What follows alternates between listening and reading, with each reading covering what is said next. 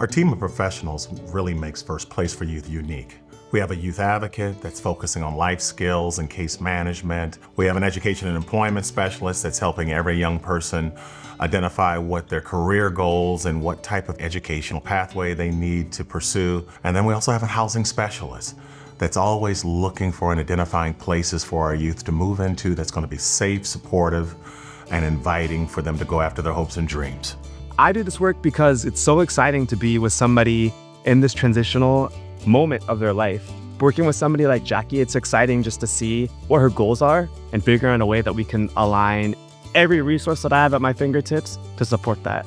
And in some of the other programs and organizations I used to lead in the past, we used to try to find one person who could serve as this unicorn individual to teach all these skills. Whereas at First Place, we put a whole team and wrap them around every single youth. Before First Place, I couldn't go to school. I couldn't be creative because I had to focus on working all the time to make sure I was surviving. Something that I'm able to do now because of First Place for Youth is go to school and focus on hobbies that I am interested in. A typical work week at First Place for Youth is actually not typical. It's different for every youth. Some of them are working, some of them are in school, some of them are finding their niche and figuring out what they want to do, whether that's work or school.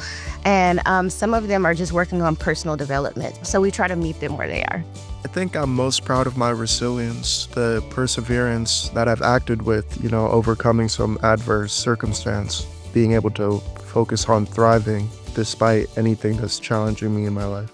We combine housing, education, and employment as a vital mix of skills and habits that our youth need to learn how to navigate as they ultimately going to have to learn how to do it on their own. Yo no tenía dónde ir y me ofrecieron el programa y lo agarré y ahora tengo donde vivir con mi hijo y no me dejaron sola. Having my own apartment is great. It helps me learn independent skills for when I get older.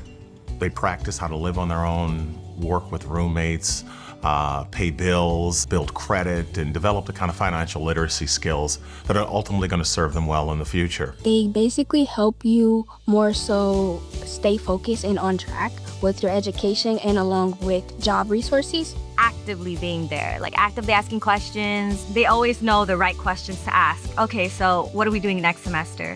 What are you doing right now to make yourself a good person for this program? How are you with interviews? Since I've been in First Place for Youth, I feel like I've learned to take care of myself a lot better than I used to.